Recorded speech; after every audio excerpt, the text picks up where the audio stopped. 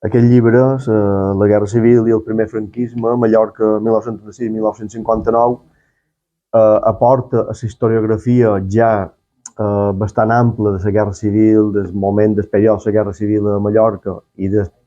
la primera postguerra, diguéssim, el període més negre de la postguerra, aporta la frescor de poder-lo fer l'any 2023, on tenim accés als investigadors a arxius que fins ara havien estat tancats, que havien estat impossible accedir-hi, a molta hemeroteca que s'ha digitalitzat i així també hi podem accedir. I l'aportació que aquest llibre fa a la historiografia és poder posar damunt la taula noves informacions, nous fets que fins ara s'havien tractat molt transversalment. Sí, ja ho vaig fer en el primer volum de la col·lecció, que és dedicat a la Segona República, i a part d'escriure un capítol,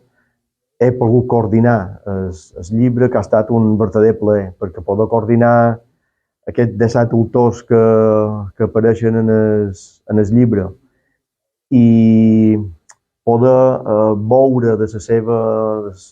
dels seus coneixements, cada un expert en la matèria que fa el capítol, ha estat un verdader plaer. A més, hem intentat, com ja vàrem fer a l'altre llibre de la Segona República, agafar autors joves i autors més experimentats, cadascú, com dic, expert en un tema específic que conformen el capítol d'aquest llibre, i la veritat que ha estat un verdader plaer poder-ho fer.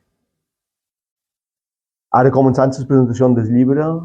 dia 10 serem les costes en Bonaventura i Llucmajor, dia 11 a Can Sales, organitzat per la llibreria Colom,